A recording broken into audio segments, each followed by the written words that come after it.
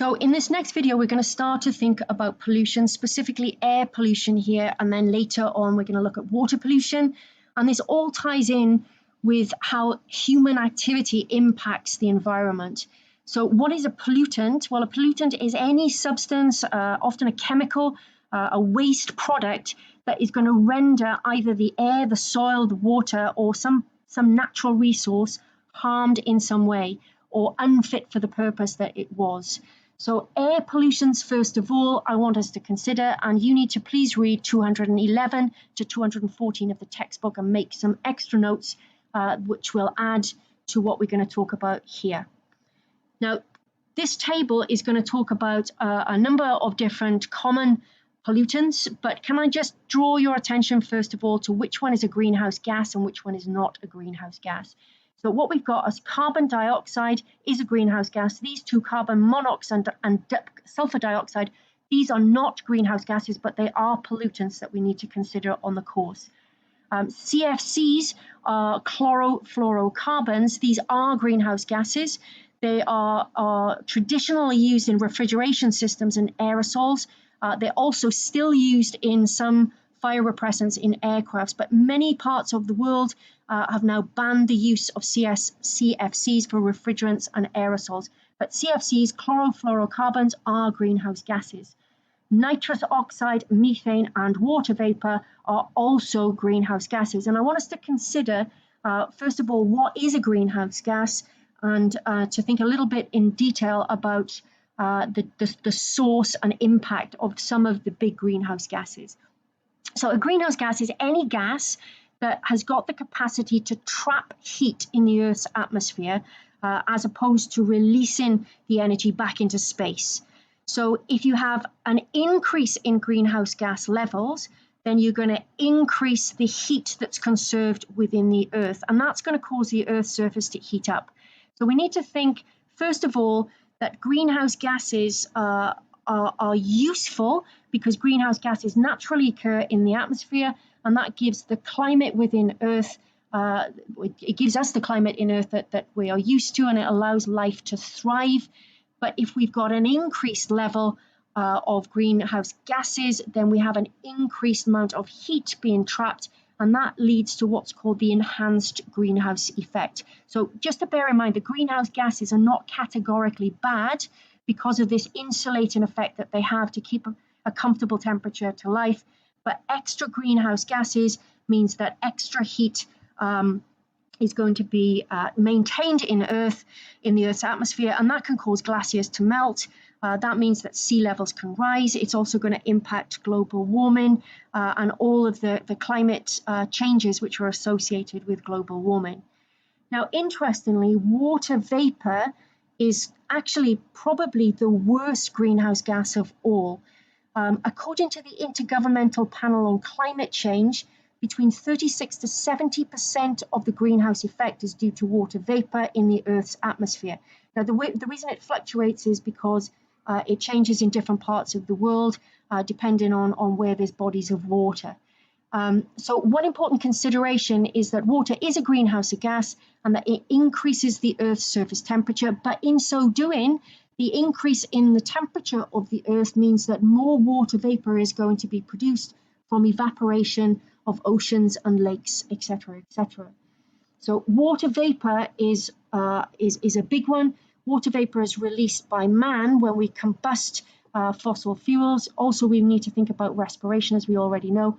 Water vapor is also released during volcanic eruptions and transpiration in plants. So water vapor is a big contributor to the greenhouse effect. Carbon dioxide up here is probably thought to be the second greenhouse gas in terms of its impact, often called the greenhouse gas in terms of the enhanced greenhouse effect. Carbon dioxide is released naturally from respiration, and it's also released from the combustion of fossil fuels. So human activity through the burning of fossil fuels contributes to an increased concentration of carbon dioxide in the Earth's atmosphere. The third one I want us to consider is methane. Now, methane, again, is a greenhouse gas. Methane comes from both natural and man-made sources. Methane is released from swamps during decomposition. So here we got the release from decomposition. What I also want us to do here is to link this back to the permafrost, which is found up in the Arctic tundra. And remember that if you are increasing the greenhouse effect, then that permafrost perhaps is going to start to melt. That means that you're going to have an increased decomposition and an increase in the release of greenhouse gas. So methane is released naturally from swamps, bogs. It's also released naturally from termites. It's released naturally from cattle ranching. So this ruminant, the gut of ruminants, so if you've got animals within the gut of the animal, you've got bacteria, and those bacteria, as part of their respiration process, are going to excrete methane gas, and that methane gas comes out when the cow passes wind, to make that a politer way to say it. So if you've got intensive farming practices, and we're now having far more cattle in particular being farmed in the earth, that's going to increase the levels of methane gas. Also, when you've got rice paddies, the roots of the rice are going to undergo a form of a metabolic process, which is going to release methane gas and excrete that methane gas. So rice field production, again, if we've got intensive farming practices, which we do, that's going to release to an increase in the release of methane. The global warming potential of methane is rated at around 72 plus a year in terms of its time frame. So methane gas is interesting because it does have a big impact, but methane itself doesn't stick around in the form of methane for too long in the Earth's atmosphere, which can, to a certain extent, mitigate its effect. So those are the greenhouse gases that we need to consider. Sorry, I missed out nitrous oxide. Nitrous oxide comes from aerosol sprays and propellants. It also comes from the manufacture of anesthetics, certain recreational drugs as well. It's also used within rocket fuel, and it's added to automotive vehicle fuel for making an improved engine performance. So nitrous oxide is also very, very important. So it's released from that, sorry about the spello there, you can just see when we burn petrol in cars, we're going to have a release of nitrous oxide, also from the burning of coal, oil and diesel fuel. Yep, just an interesting little idea here that it's laughing gas. Now, some gases, actually notably carbon monoxide, sulfur dioxide, and also nitrous oxide, these three are very soluble in water. So carbon monoxide, sulfur dioxide, and nitrous oxide can dissolve in water and produce acid rain. But just bear in mind, just to reiterate, that sulfur dioxide and carbon monoxide are not termed greenhouse gases. So, greenhouse gases, how do they have their impact?